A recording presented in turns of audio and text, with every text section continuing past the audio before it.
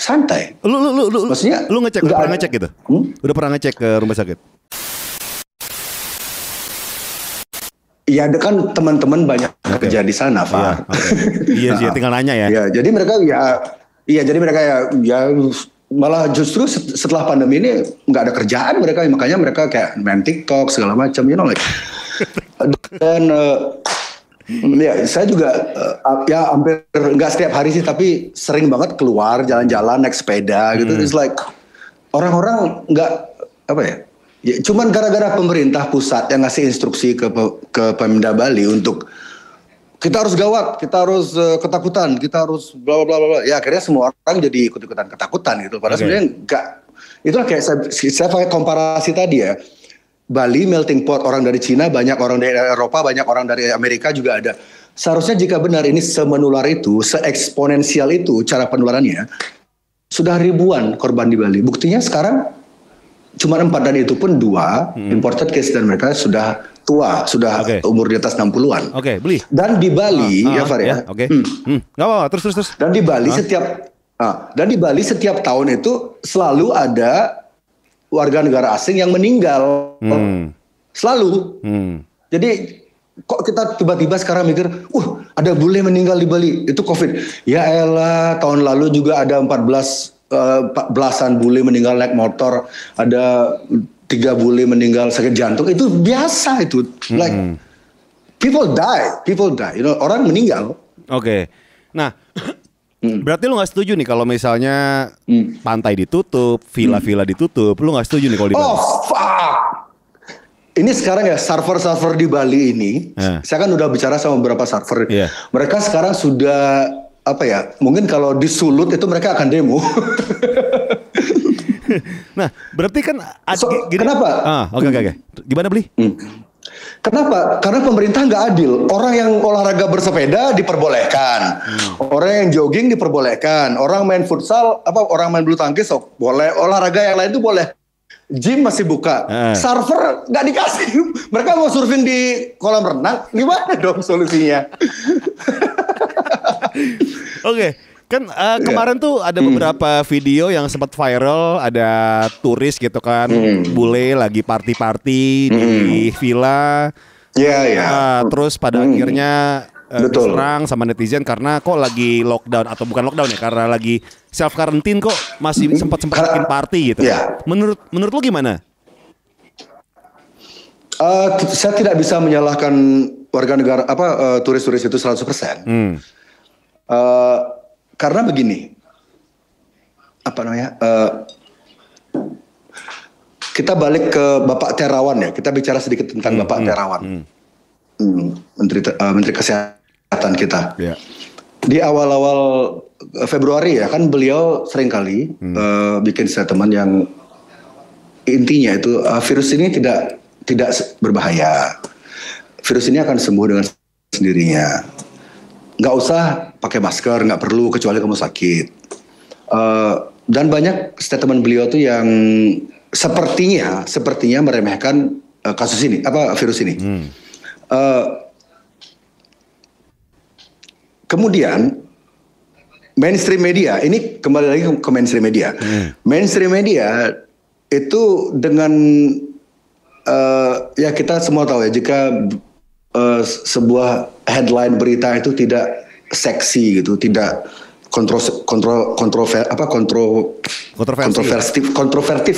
tidak menarik, itu akan tidak mengundang clickbait kan. Mulailah statement Pak Terawan ini ditwist itu, jadi yang yang seharusnya menenangkan jadinya seolah-olah kesannya itu meremehkan atau seolah-olah menyesatkan orang-orang. Akhirnya panik karena media massa juga mulai memberitakan, ini ada korban di sini, ini ada korban di sini, ini ada korban di sini. Itu berbarengan gitu loh, korban. Akhirnya Pak Terawan ini disuruh diam kan akhirnya. Padahal sebenarnya menurut saya Pak Terawan itu orang militer kan, beliau orang militer, dan saya yakin beliau tahu skema ini di ring 1 Jokowi itu. Saya yakin menteri-menteri ini tahu apa yang sebenarnya terjadi. Makanya sampai kemarin Menteri Pariwisata Wisnu Tama kan sempat bilang juga Juni Juli akan kembali normal. Menteri selevel menteri bicara bikin statement seperti itu kan tidak mungkin sembarangan.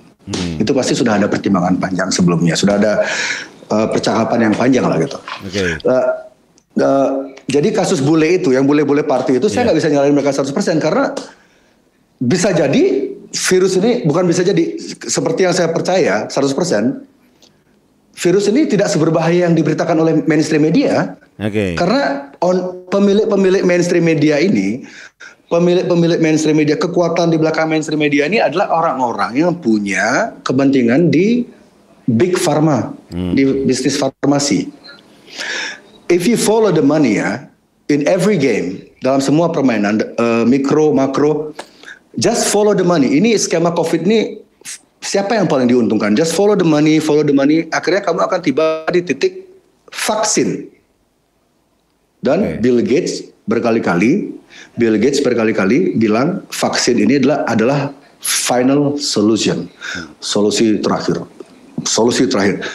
Orang dengan magnitude, dengan pengaruh ya sebesar Bill Gates itu.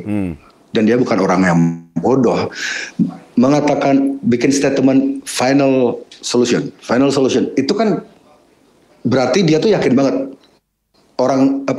tidak akan ada solusi lain, cuman dia. Jadi monopolinya udah ketahuan. Vaksin adalah jawabannya jika kamu ikuti. Jadi satu-satunya jawaban. Final solution kan satu-satunya jawaban berarti. Nah, berarti lu kalau memang lu bilang tidak seberbahaya itu, lu bukannya sempat ini ya beli ya sama Nora bagi-bagi hand sanitizer bukan di jalan ya? Masker dan sender. Sempat ya.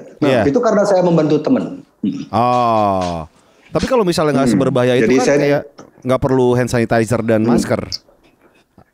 Iya, cuman kan kalau ketika saya membagi, ya jadi pertimbangannya waktu itu teman ngajak, bro bantuin bagi-bagi ini dong.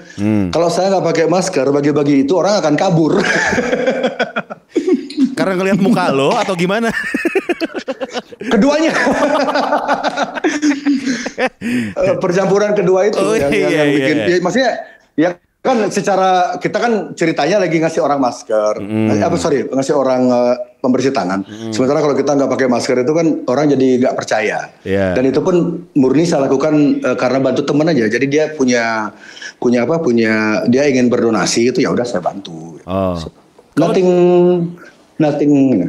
Kalau di Bali lu kemana-mana nggak pakai masker gitu? Naik sepeda atau jalan gitu? Apa turtleneck? Pakai turtleneck? Dipakai tapi di sini. Oh, di sini. Gue kira pakai turtleneck. Di sini kan kalau ngelihat petugas itu naikin dikit. Nggak, Far, tapi Far, ini serius loh. Far, ini serius ini. Kamu harus searching ya. Tapi kawan-kawan, kalau saya boleh saranin, jangan kalau nyari pakai mesin search engine, pakai mesin pencari itu jangan pakai yang biasa kita gunakan. Jangan pakai yang inisialnya G itu, karena mesin pencari yang inisialnya G itu algoritmanya sudah diatur sedemikian rupa untuk mensupport skema ini berhasil. Jadi ketika kamu mencari informasi misalnya terlalu sering memakai masker itu justru akan mempercepat orang sakit, itu ada beberapa dokter yang punya riset seperti itu. Dua dokter perempuan, saya lupa namanya. Tapi kalau kamu cari itu nggak akan ketemu. Tapi kalau kamu cari itu di informasi itu di mesin search engine yang lain, itu bisa kamu cari informasinya. Jadi sebenarnya orang pakai masker itu kalau kelamaan ya, terlalu lama dan terlalu sering, itu justru akan memperendah imunmu karena pernafasanmu itu tidak normal. You don't breathe, kamu tidak bernafas sebagaimana biasanya. Dan yang kedua, yang lebih penting lagi, yang saya pelajari selama ini dari semua data, orang-orang pakai masker itu akan secara psikologik kamu akan itu mengunci, memakai masker itu ya, itu mengunci persepsimu tentang seberapa bahayanya virus ini. Gitu loh. Jadi semakin kamu pakai masker, kamu tersugesti untuk percaya jika virus ini bahaya, dan imunmu, seperti yang saya bilang sebelumnya, persepsimu menciptakan realitamu. Ketika semua orang memiliki persepsi yang sama, realita itu akan terjadi. Kekuatan pikiran itu luar biasa soalnya. metafisika itu quantum fisik itu ilmunya. Itu bisa cari Dr. Bruce Lipton. Bruce Lipton itu beliau mencerahkan banget, dan beliau tidak pernah, Dr. Bruce Lipton itu tidak pernah diberi panggung di media-media mainstream Indonesia ataupun di luar negeri. Ya. Bukannya lebih bagus ya beli ya? Sekarang kan orang-orang jadi lebih aware soal kebersihan gitu kan, dari kebersihan tangan, cuci tangan segala macam, bahkan memakai masker. Kalau ngomongin soal masker, agama Islam, gimana beli? Di agama Islam kan dari dulu diajarkan cuci tangan, segala macam kan. Ya.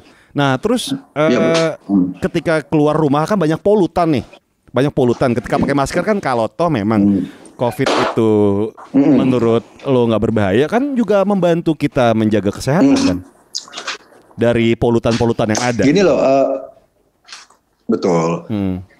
Menurut data di Wuhan ya, jika usiamu di bawah 50 tahun, dan kamu tidak punya penyakit yang parah, meskipun imunmu itu pas-pasan kayak imun kita berdua nih, kan kita kan masih minum, ngerokok segala macam. Meskipun imun kita ini pas-pasan, kemungkinan sembuh kita tuh 99%. Itu ada datanya dari Wuhan. Data yang sama juga disampaikan oleh 2 dokter di California, yang video di YouTube-nya itu sudah memiliki 5 juta viewers, lalu dihapus oleh YouTube dengan alasan mengganggu community bla bla bla bullshit itu.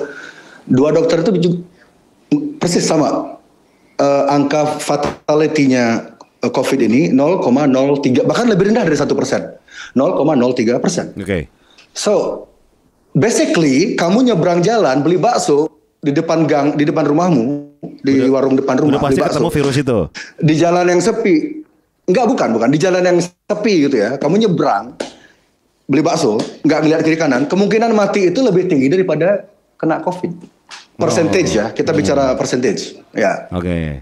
Gitu. Berarti ketika lu nggak setuju bahwa virus itu tidak seberbahaya itu, peraturan pemerintah soal self quarantine dan PSBB ini seharusnya dihilangkan gitu.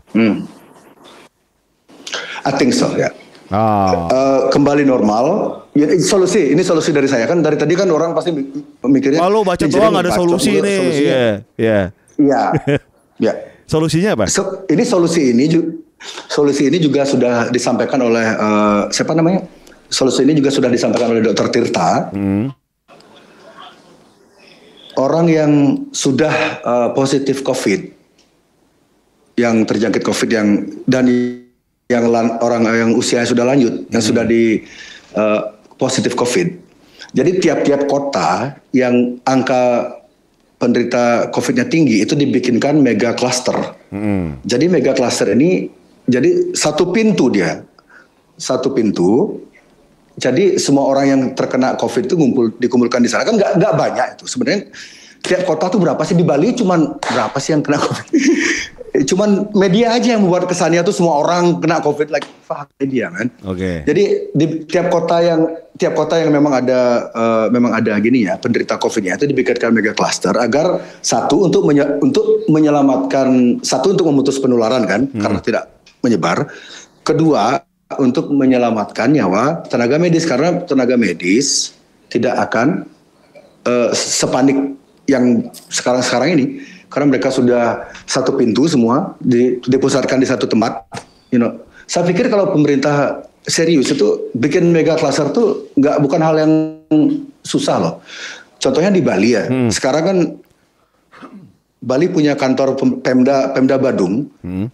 Pemda Badung itu punya kantor yang sangat megah, gede banget dan bersih dan mewah. Itu bisa menampung ribuan orang. Harusnya dibikin klaster itu. Iya, kenapa? Jadi yang memang positif di Bali dikumpulin di sana semua. Okay. Jadi tidak menimbulkan kepanikan massa, menyelamatkan nyawa petugas medis, dan penyebarannya di sana-sana aja gitu. Dan untuk yang muda-muda tetap berkegiatan seperti biasa. Jadi jam malam, penutupan pantai, penutupan jalan itu tidak perlu. Cuman perlunya adaptasi.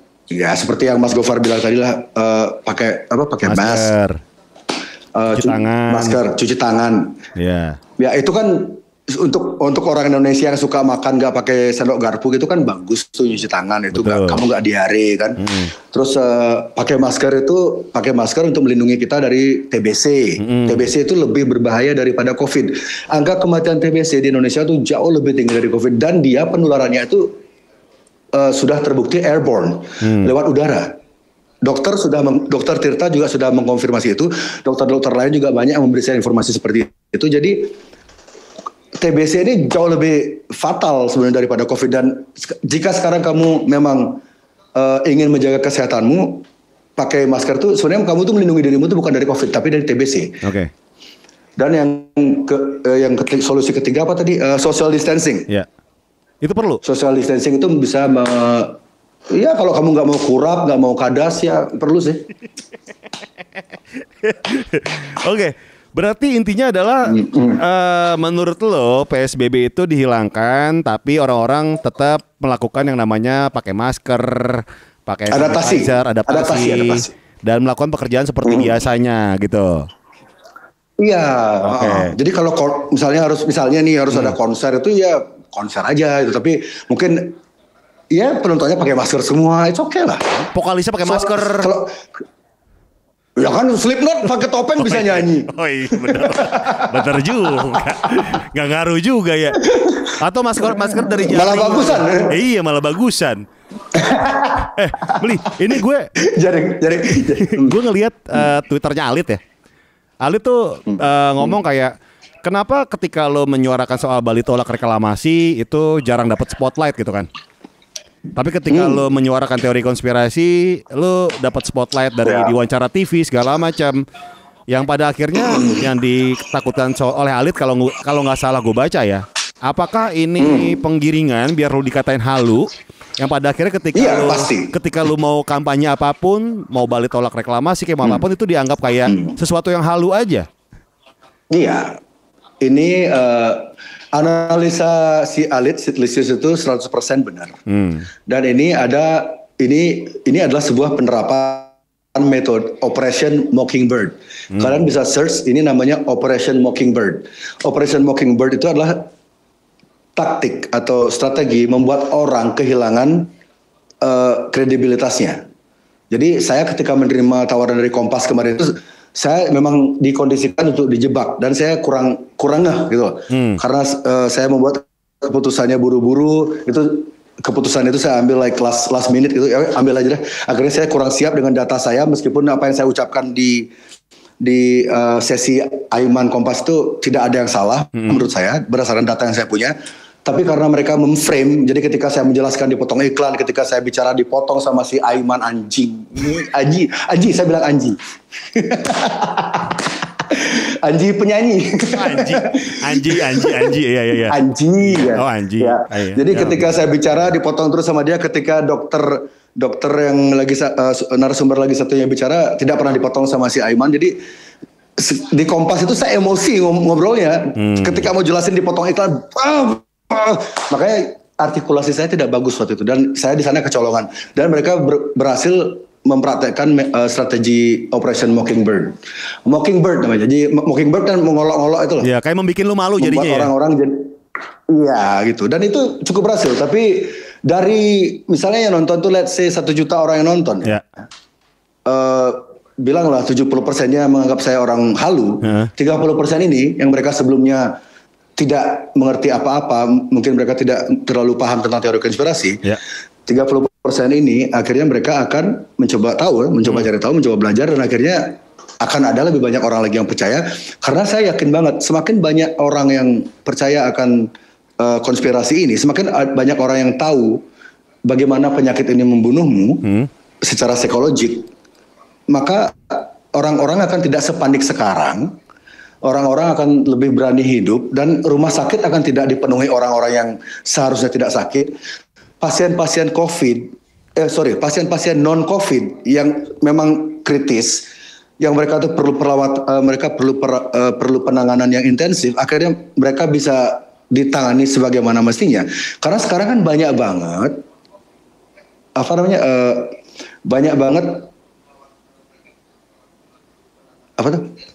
Sekarang kan banyak banget pasien non-COVID yang mereka tuh karena penanganannya, karena tenaga rumah sakit penuh, karena banyak orang yang seharusnya tidak sakit merasa sakit karena tiap hari diserang berita negatif ini, pasien-pasien yang kronis non COVID akhirnya tidak tertangani secara semestinya dan akhirnya mereka gagal, meninggal gitu. Ya.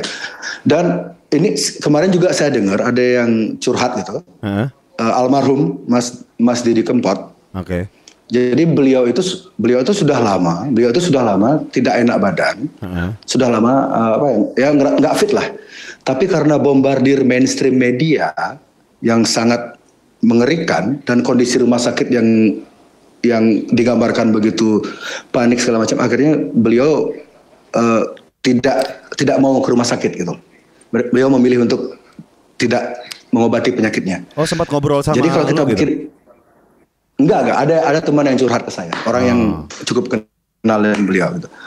Dan akhirnya ya, jadi kalau kita pikir baik-baik sekarang kan, jika misalnya mainstream media ini tidak sebegitunya menakut-nakuti rakyat, kan besar kemungkinan orang-orang akan lebih santai, tetap cuci tangan, tetap pakai masker, tapi orang-orang nggak ketakutan gitu loh.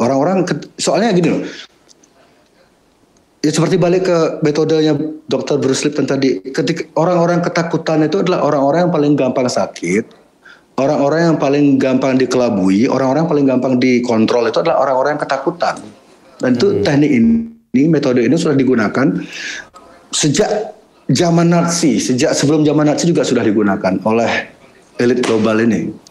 Oke, ini mungkin kita mungkin yang paling bijak sekarang ini ya paling beres adalah dengan berdoa ya kepada teman-teman yang mungkin punya kerabat atau yang usia segala macam. Semoga terutama Pak D ya, yang kita kenal juga gitu kan.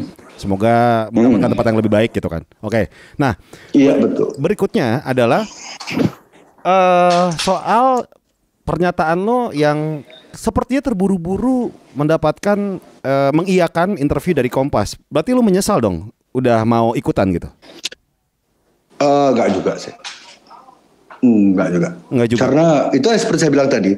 Seperti yang saya bilang tadi, dari misalnya 1 juta orang yang nonton, ada 30 atau 20%-nya yang nangkep maksud, meskipun statement saya kurang tertata waktu itu, tapi buktinya di Bali, di beberapa grup-grup Facebook itu sudah mulai ada beberapa statement yang kayak mengiyakan statement saya gitu. Meskipun tidak banyak, tapi sudah ada beberapa. Jika saya tidak mengambil tawaran Kompas itu, mungkin orang-orang itu akan tetap merasa ketakutan. Jadi meskipun lu bilang bahwa media mainstream itu adalah wah ini nggak bener nih, matikan TV. Tapi ketika lu mengambil interview itu adalah semata-mata untuk kayak biar ada spotlight, biar lu menyuarakan pendapat lo gitu ya. Betul. Karena saya lihat sekarang di Indonesia hampir 99%, bisa bilang hampir 100% media mainstream, TV terutama, berita buruknya tuh jauh lebih dominan daripada berita kesembuhan. Padahal menurut banyak dokter, menurut banyak tenaga medis, orang yang sembuh ini banyak banget gitu loh. Jadi kalau dibilang penyakit ini sangat mematikan itu salah, karena yang sembuh juga banyak sekali. Oke, jadi itu yang itu yang nggak diberitakan sama media menurut lo? Seperti ada kesengajaan, seperti ada sebuah karena itu juga dilakukan di media-media di negara-negara modern, negara maju juga, mereka juga media-media mainstream di sana juga melakukan metode yang sama. Dan seperti kita tahu media di dunia ini kan media-media yang berpengaruh ya. Saya nggak akan bilang namanya nanti lagi.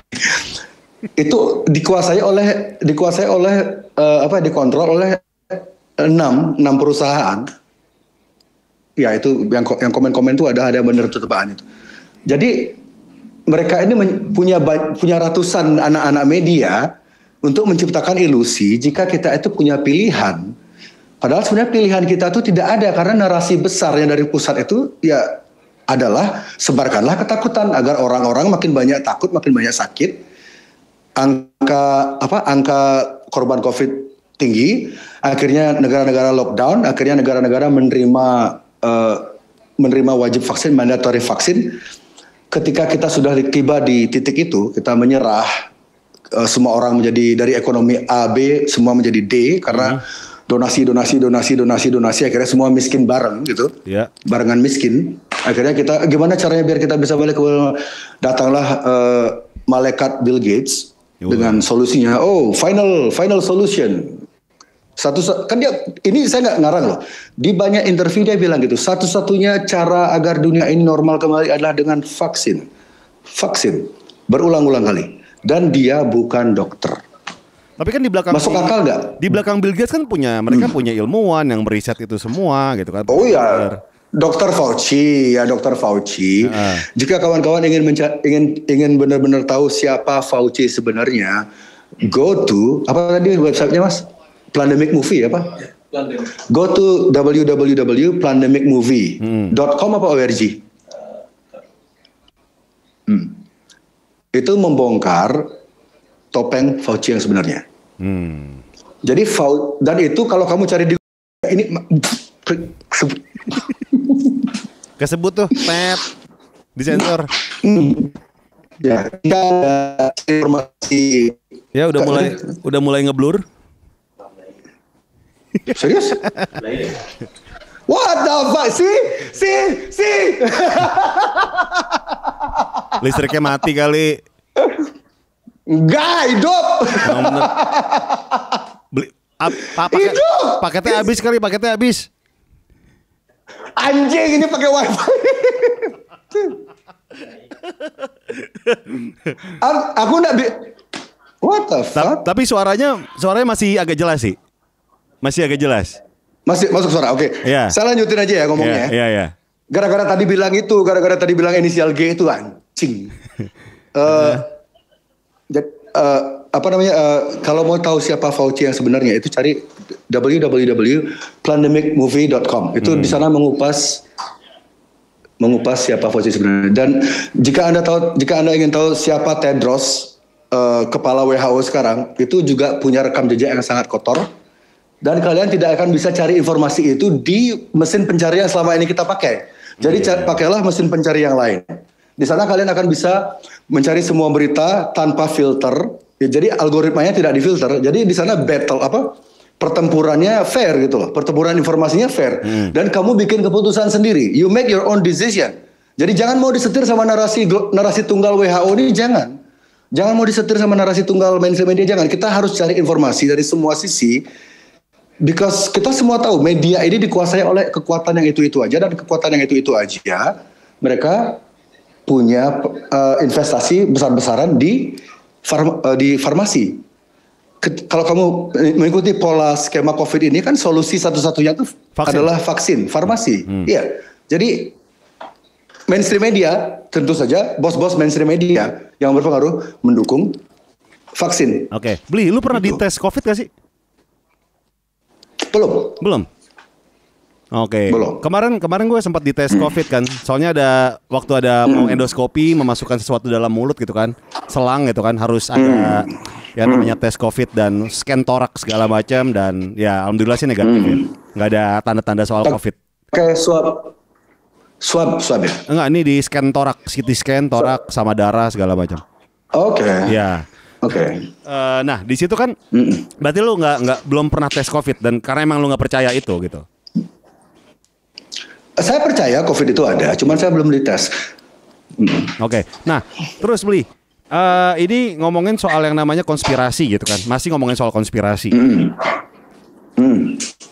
Bukannya lu sempat bilang ya bahwa ada beberapa konspirasi yang lumayan diserang sama netizen ini soal climate change. Betul. Perubahan iklim. Katanya lu bilang itulah konspirasi. Gini. Ini perlu saya perjelas di sini ya. Ini kesempatan saya meluruskan. Kita semua itu kan percakapan itu terjadi di Twitter. Ya. Ketika itu saya sedang berdebat tentang masalah COVID gitu. Ya. Lalu melebar ke perihal PBB. Dan saya dari beberapa informasi, dari beberapa buku yang saya baca, ternyata PBB ini climate change adalah salah satu agenda yang didukung oleh PBB.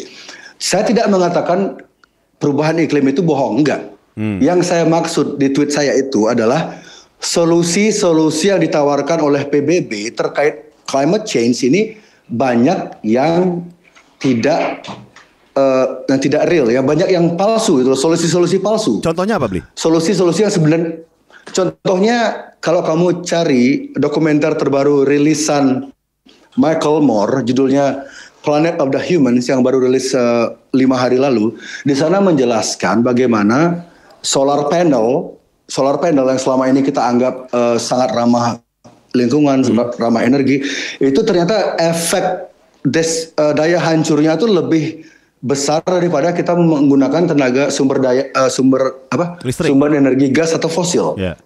Iya, seperti itu. Dan itu salah satu solusi ya. Jadi ketika saya bilang di tweet itu, karena jumlah karakter nulis di tweet itu kan nggak bisa panjang-panjang gitu, ya terbatas. Jadi saya nyingkat itu, climate change yang digaungkan oleh PBB ini hoax, karena saya nggak bilang climate change-nya yang hoax, yang digaungkan oleh PBB. Jadi solusi-solusi yang mereka berikan itu nggak masuk akal, karena itu lebih ke bisnis, karena banyak industri, banyak korporat besar bermain di sana. Itu namanya greenwashing. Greenwashing segala macam itu ya. Dan Bong Hostel, setelah saya nonton dokumenter itu, saya kan punya hostel tuh di Nusa Lembongan yang selama ini pakai solar panel. Setelah nonton dokumenter itu, saya ngobrol ke partner-partner saya, setelah ini mungkin kita akan jadikan dia rumah bordil aja deh. Ikut dong. Jadi investor. Jadi investor apa karyawan? Investor apa karyawan? Jadi selektor yang nyeleksi gitu ya. Oke. Karena gue kaget juga sih gitu. Ketika lu ngomong itu, bukannya lu lumayan jadi aktivis soal alam gitu kan? Betul. Iya betul. Jadi ini saya juga baru kebuka itu cakrawala karena skema COVID ini akhirnya saya ngulik skema COVID ini, akhirnya saya ketemu dengan apa yang namanya Agenda 21. Agenda 21 itu agendanya PBB yang akan terwujud secara utuh tahun 2030. Jadi poin dari Agenda 21 ini adalah sentralisasi energi. Semua itu akan tersentralize, dikuasai oleh kelompok-kelompok yang itu saja. Dan itu tidak banyak orang yang tahu, dan diperkuat lagi oleh dokumenternya Michael Moore. Michael Moore kan dia punya credibility yang ya cukup bagus lah ya sebagai ya bisa dibilang Michael Moore tuh mungkin sedikit kayak Dandi Laksononya Amerika lah. Mungkin ya. Jadi diperkuat oleh dokumenternya Michael Moore, akhirnya saya berkeyakinan jika memang PBB ini memang dibentuk bukan untuk kemakmuran seluruh anggotanya, tapi untuk melanggengkan monopoli kekuasaan elit yang membentuk PBB itu sendiri. Nah, ketika lu bilang bahwa dari beberapa konspirasi ini soal COVID, soal climate change itu memang ada kelompok di belakangnya, apakah soal yang namanya anti COVID, gue bilangnya apa ya, anti COVID ya? Apa sih? Kayak orang semacam lu yang tidak percaya COVID tidak terlalu berbahaya, apakah memang ada kelompok juga nih yang saling bertukar informasi untuk saling bertukar informasi pergerakannya untuk climate change? Ya, untuk si COVID ini. Apakah ada kalau COVID ini ada kelompok yang berkaitan antar negara? Untuk melawan. Maksudnya coba diperjelas lagi. Ya, untuk melawan si COVID ini. Seperti yang kampanye lu lakukan. Melawan dalam konteks seperti yang kampanye saya lakukan. Iya. Ya, kita nunggu jaring untuk connect. Nah, mantap. Hai cowok. Halo cowok. Hilang lagi cuy. Oke, langsung ya. Ya. Langsung ya. Saya sumpah demi apapun, saya nggak mencoba bikin sinyal segala macam, nggak ada. Benar, bisa dibuktikan ya. Lokasi saya sekarang ada di kantor pengacara, di kantornya di Gendo Law Office di Denpasar. Dan jika ada yang ingin ngecek koneksi internet di sini silahkan. Lancar tuh ya. Jadi kami tidak ada mencoba memanipulasi signal, nggak ada. Oke, lanjut lagi tadi. Tadi terakhir dengarnya di mana, Gofar? Soal yang namanya enggak, pertanyaan gue sebenarnya belum dijawab sih. Apakah orang-orang yang di anti COVID atau yang sama kayak lo, satu suara sama kayak lo, apakah memang ada kelompoknya yang saling bertukar informasi atau kayak membuat sebuah strategi pergerakan atau memang sendiri-sendiri aja atas kemauan? Sendiri-sendiri sih. Oh, sendiri-sendiri. Sip. Oke, Bli. Nggak ada organisasi. Nah, gue pengen tanya sama lo nih ya, berikutnya nih ya. Apa namanya, soal akan gue sebutin nama, jadi lo akan omongin soal opini lo soal nama ini ya. Oke. Yang pertama, bagaimana anggapan lo soal sama Dr. Tirta?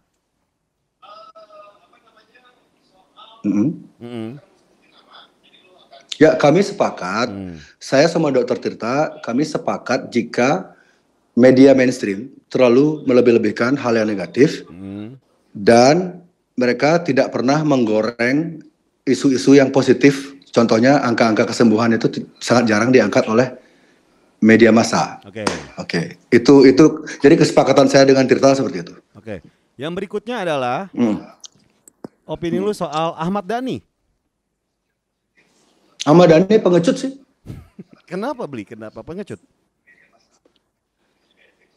Dia nantang saya debat. Dia nyuruh saya debat. Dia bikin, jadi gini loh. Dia bikin udah dua video dia bikin. Dia negur saya tentang apalah itu nggak penting lah. Dia negur saya, intinya dia tuh bilang ke saya, kata-katanya dia, I'm taking from his word ya. Dia bilang, kalau kamu diajak debat tuh, ya debat lah. Harus sering-sering debat gitu loh. Dia ngomongin saya. Ketika saya DM, nggak dibalas sama dia, saya mention saya bikinin dia feed di feed Instagram saya sebutin nama dia, ada 7.000 orang yang mention namanya dia. Nggak mungkin dia nggak tahu. Saya ngajak dia debat, ya diskusi sih sebenarnya, ngajak dia diskusi seperti kita ini. Dan dia nggak mau merespon. Jadi dia tuh, I don't know, logikanya dia di mana? Dia nyuruh saya debat. Dia menyarankan saya untuk sering-sering debat, untuk melayani debat. Dia bikin 2 video dengan wajah saya. Dia memakai wajah saya di 2 video YouTube-nya tanpa persetujuan saya. Untung fotonya keren sih. Kalau fotonya jelek saya mungkin beda kasusnya.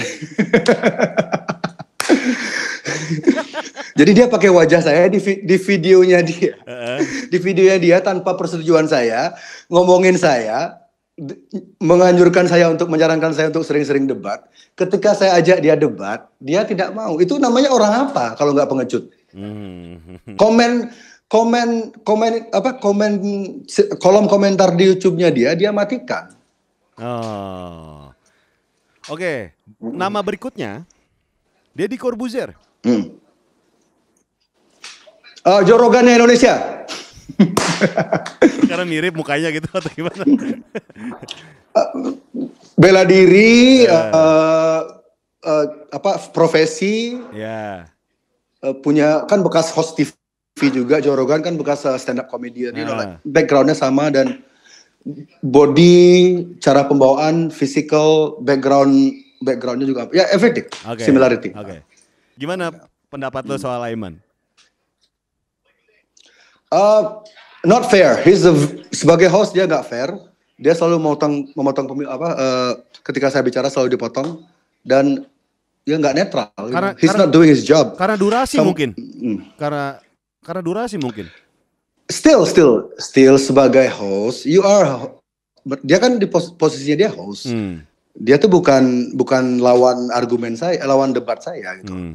Justru saya lupa namanya Dokter Hermawan ya. Justru dokter itu banyak setuju dengan argumen saya ketika saya berbicara. Dia banyak mengangguk, dokter yang saya lupa namanya itu.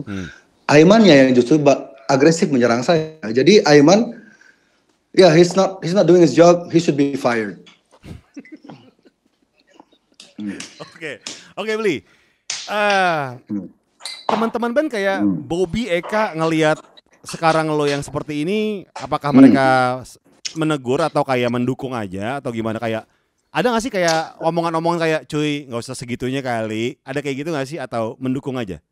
Mereka mengikuti dan mereka setuju, cuman mereka tidak berani terlalu jauh karena kan tiap orang punya punya prioritas beda-beda kan. Ya. Tapi intinya mereka setuju jika media mainstream terlalu melebih-lebihkan, mereka setuju. Tapi sumber kekuatan saya di sini balik lagi ke awal pembicaraan kita tadi, sumber kekuatan saya dalam battle ini adalah istri saya. Jadi bukan satu-satunya yang paling kuat untuk mensupport lo adalah bini lo. Ya. Jadi saya nggak peduli meskipun kawan-kawan band saya nggak setuju atau apapun bertentangan, saya nggak setuju. Saya nggak peduli, silahkan. Kan gini loh, hanya karena kita punya opini berbeda tentang COVID ini, kan nggak berarti kita harus musuhan. Betul. Nggak berarti kita harus berhenti berteman kan. Yang terjadi di Twitter khususnya kan seperti itu. Ketika saya punya opini berbeda di Twitter, saya diperlakukan seolah-olah saya tuh penjahat. Padahal di Twitter itu banyak banget konten-konten porno, konten-konten pedofilia, konten-konten yang kekerasan, itu banyak banget di Twitter. Dan itu lebih berbahaya daripada pemikiran saya untuk mengajak orang lebih positif, lebih berani hidup, lebih menguatkan mental, tetap adaptasi tetap, cuman come on, jangan terlalu ketakutan. Karena kalau kita ketakutan, semua ekonomi Indonesia akan makin cepat hancur, kita akan makin cepat nyerah, dan kita akan tiba di kewajiban mandatory vaksin wajib ini. Dan ketika kita sudah mau menerima, semua orang diwajib vaksin, kamu kalau tidak divaksin tidak boleh keluar negeri, kalau kamu tidak divaksin kamu tidak boleh ke masuk mall, kalau kamu divaksin tidak boleh tidak boleh kuliah. Itu fasisme, ingat ya? Fasisme tertinggi, mati ya? Enggak. Aman. Enggak, aman. Fasis bagi saya fasisme tertinggi itu adalah ketika otoritas atau penguasa atau kalangan tertentu menentukan apa yang boleh ada di dalam tubuhmu. Itu sudah fasisme paling bangsat bagi saya. Oke. Ya, sementara beli jaring ngelek. Denny Cagur nyuruh saya beli tower. Lu bangun tower di atas. Sementara di Inggris tower 5G itu udah dibakarin semua sama aktivis di sana. Oh man. Oke, nih terakhir nih buat teman-teman di sini, apa yang pengen lu sampaikan sih? Apakah kita ambil konklusi bahwa sebenarnya COVID itu udah ada kan? Seperti yang lu udah obrolin sama Tirta kan? Ada. Betul. Terus apa nih? Terakhir. Jadi yang bisa sampaikan terakhir ya. Oke. Carilah informasi dari semua sumber yang ada. Jangan percaya terhadap narasi tunggal organisasi apapun itu. Jangan 100% mentah-mentah narasi dari mereka. Kita harus cari informasi dari semua sisi. Jangan pakai mesin pencari yang sering kita gunakan. Pakai mesin pencari yang lain, karena zaman sekarang di era ini kita sudah tiba di era AI, di mana algoritma itu sudah diatur sedemikian rupa untuk mendukung sebuah agenda. Jadi jangan percaya 100% apa yang saya bilang, jangan 100% percaya dengan apa yang saya bilang, jangan 100% percaya dengan apa yang media bilang, jangan 100% percaya dengan apa yang Gofar bilang juga. Lakukan research Anda sendiri, gunakan mesin pencari selain yang biasa Anda gunakan. Carilah informasi, kan ini ada beberapa nama-nama vital yang terlibat di sini ya. Yang terlibat di skema ini. Cari background mereka tuh sebenarnya tuh mereka tuh siapa? Mereka tuh latar belakangnya apa? Rekam jejaknya Tedros tuh apa? Rekam jejaknya Fauci tuh apa? Rekam jejaknya Bill Gates tuh apa? Jangan cari di mesin pencari yang kalian gunakan, karena mesin pencari yang sering kalian gunakan itu sudah diatur sedemikian rupa untuk melindungi image mereka. Riset sendiri itu lakukanlah dengan mesin pencari yang tidak diatur yang tidak kalian sering gunakan. Karena mesin pencari yang sekarang mayoritas mesin pencarian udah make mesin pencarian yang lain kalau mau nyari berita gitu. Sebaiknya karena mesin pencarian yang sekarang kita pakai kebanyakannya sudah dikuasai oleh kepentingan pro vaksin. Dan yang paling penting lagi, jaga kesehatan, olahraga, jaga imun kita, dan berusaha beraktivitas senormal mungkin, tapi ingat adaptasi itu penting. 1, agar kita tetap sehat, 2, agar orang lain juga nyaman. Oke. Siap. Nah itu aja. Oke. Terima kasih Bli. Jadi nanti ini akan dimasukkan ke YouTube. Mungkin yang di YouTube agak lebih lancar ya karena tidak ada lag-lag di sini. Thank you banget ya Bli, Bli Jering ya. Atas obrolan sekut malam ini. Akhirnya terima kasih juga banget Gofar. Sehat selalu. Sehat selalu ya. Salam buat Nora dan Bobby Eka dan segalanya. Macam-macam buat teman-teman di sana. Sama-sama. Salam buat kawan-kawan lolos juga. Siap. Sekut. Thank you. Thank you Gofar. Thank you Jering. Bye. Bye.